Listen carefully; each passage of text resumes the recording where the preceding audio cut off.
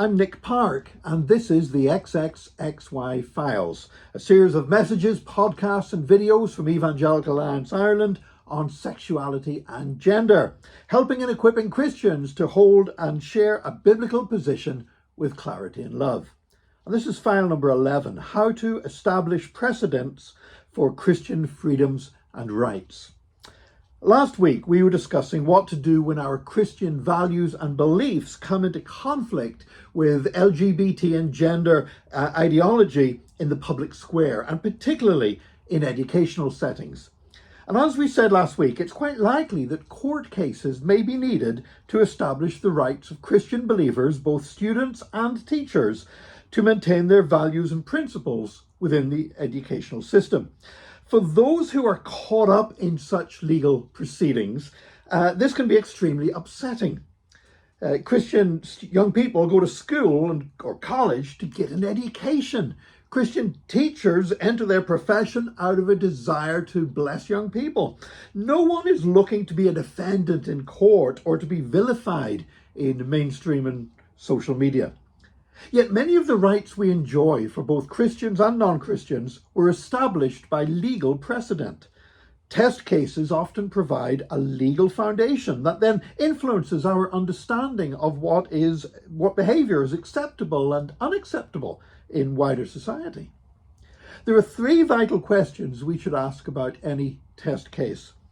Number one, can this case establish legal boundaries that will help other Christians to exercise their rights to hold and express Christian values? Number two, can this case influence wider society so as to promote opportunities for other Christians to present a biblical viewpoint in the media or in everyday interactions with non-Christians? Number three, during this case, are the Christians involved displaying the truth and the grace of Jesus Christ? Now, these three aspects are interrelated. If we demonstrate the truth and grace of Jesus, then we are much more likely to create a positive climate of public opinion that allows other followers of Jesus to share and explain their faith and values. Legal cases should be decided on the basis of laws and facts. But disruptive behaviour tends to alienate judges and juries and makes it more likely that attention is diverted away from our very reasonable freedoms and rights. Those campaigning for freedom and justice have long recognised that having the wrong test case can be very damaging and set the wrong precedents for the future. For example, most of us are familiar with Rosa Parks refusing to move to the back of a bus to make way for a white man. She became a test case that successfully challenged segregation laws in the southern United States. What is not so well known is that Rosa had already been mentoring Claudette Colvin, a 15-year-old African-American girl who 8 months earlier had refused to give up her seat to make way for a white woman. Colvin was subsequently convicted of assault for resisting arrest. She was also portrayed as rebellious at school and was pregnant and unmarried. Some have argued that Claudette Colvin was treated badly by the civil rights movement in that she, and not Rosa Parks, should have been the face of opposition to racial segregation on public transport. But it is unlikely that the freedoms won and injustices removed would have happened nearly as quickly. The dynamics and the optics of what happened to Rosa Parks made it a much easier test case to win. And the positive effects for the cause that she espoused continue to this very day. Now, with all that in mind, let's consider a very public controversy that has been playing out in the Irish courts and media in recent months. A teacher, Enoch Burke, has been removed from his post, barred from attending the school at which he used to teach, and has been both fined and imprisoned for contempt of court. And this all stemmed from the school asking staff to refer to a student by a new name and to use differently gendered pronouns because of that student identifying as a different gender to that of their birth. So let's bring our three questions to this. Can this case establish legal boundaries that will help other Christians to exercise their rights to hold and express Christian values? Now, I am no lawyer, and nobody should take my opinion as legal advice. But as a Christian, I would support and defend Mr. Burke's refusal to compromise his sincerely held beliefs by addressing a student by a name and pronouns that identified them as a new gender. However, all the disciplinary and legal focus has been about his subsequent behaviour, not on his initial refusal to comply with the school's demands. The Burke family have insisted that the school disciplinary procedures and all the legal actions that have followed are all about transgenderism. But the plain fact is that the rights of a teacher to refuse such instructions have not yet been tested in court, or even in the school's internal disciplinary procedures. There are legal principles we can draw from this case going forward. We can see that a school is legally entitled to suspend and ultimately dismiss a teacher for the manner in which they address the school principal in public and in front of students. We can see that a refusal to stay away from a place of employment while suspended can lead to a court injunction. And we have seen that ignoring a court order and failing to purge a contempt of court can lead to fines and imprisonment. But as for the right of a teacher to maintain and express their sincerely held beliefs and values in the face of instructions to the contrary, that has not been tested legally at all. It may well be in the future, and hopefully that will be handled better than in this current case. Question number 2. Can this case influence wider society so as to promote opportunities for other Christians to present a biblical viewpoint in the media or in everyday interactions with non-Christians? In my opinion, this whole controversy, including the widespread media coverage, has not helped Christians gain a hearing for our biblical positions on gender issues. I would not presume to judge what goes on in the hearts and minds of the Burke family, but the public perception of them appears to be extremely negative. Before this particular controversy, they had already featured in a number of legal disputes and in difficult interactions with Christian churches and leaders. I think it is fair to say that the current media attention has made it considerably more difficult for other believers to explain and promote biblical values. Question number 3. During this case, are the Christians involved displaying the grace and the truth of Jesus Christ? And for me, this is the saddest aspect of the Enoch Burke case. Again, only God can judge the thoughts and intentions of the heart, but man looks on the outward appearance. That's 1 Samuel 16:7. Now, obviously, not being God, I can only see from the outside. And it may well be that the Burke family are really lovely, gentle people. But sadly, that is not what is being communicated.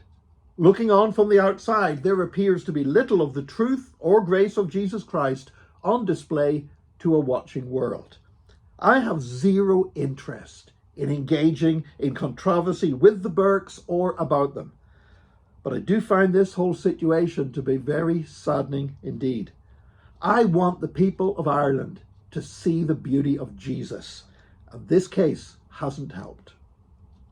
Micheál Martin, the Taoiseach of Ireland, and for my non-Irish audience, that means the Deputy Prime Minister, he's tried to blame the behaviour of the Burke family on the fact that the children were homeschooled. And that was an unwarranted slur that was deeply offensive to many families that I know that homeschool their children.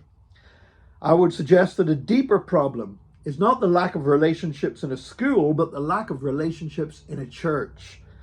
Jesus calls us to a personal relationship with God, but he also calls us into relationship with one another as we build his church together. Christian discipleship is not a solitary dispute, nor is it simply banding together within a biological family. We are called to worship, learn, and witness as part of a living community of believers. And evangelical Christians believe in the communion of the saints, that we are part of a long tradition of witness to the truth, and that in our relationships with each other, we learn how to learn from one another, how to forgive one another, even how to disagree with one another in a Christ-like manner. We all need to be in a place where other Christians can sit us down and say, come on, would you ever cop onto yourself? It is part of my testimony that being in fellowship with a diverse group of Christians has taught me that I can't shout and walk away every time I disagree with someone. I've had to learn to acknowledge my own failings, to repent of my own arrogance, to seek forgiveness when I've spoken harshly. And this is called growing in grace. It's essential for me as a believer. I've not got it all figured out yet, but I'm learning with my fellow believers in this wonderful community of the saints that both globally and locally we call church. Now, it's likely that we still face test cases that will ultimately help us to establish our freedoms to be useful members of the community in church, in schools and other sectors without having to forsake our biblical beliefs and values. As the EAI, we want, as part of the Christian church, to help you in that process. So if you find yourself being forced in your place of employment to compromise your beliefs and values, then here's some advice. 1, pray. Ask God to guide you in a way that will glorify Jesus. 2, politely and respectfully explain that you can't deny your Christian principles.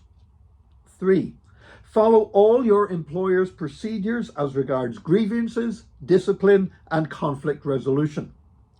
4, refrain from speaking or acting in a way that makes your reaction become the issue at hand, rather than the initial attempt to limit your religious rights and freedoms. 5, at all times seek to display the truth and grace of Jesus Christ. 6, do seek good legal advice. 7, talk to your church and church leaders. Ask them to pray for you. They are not infallible, but allow them to offer you godly advice. 8, if things do end up in tribunals or even in court, behave respectfully and obey all legal procedures, orders, and injunctions unless they would invoke a clear and obvious rejection of your faith. 9, please consider talking to Evangelical Alliance Ireland or a similar organisation. We are an active part of the European Religious Liberty Forum, and we can provide support and advice, and we have many contacts with specialists and experts in this whole area. We are approaching the end of the XXXY files, but the plan is to produce an expanded and more detailed form of these teachings in the form of a book. And we would also love to come to your church, your area, or your network of churches and believers to present this material to a live audience and to give more opportunity for questions and discussion. But we've a couple more weeks to go.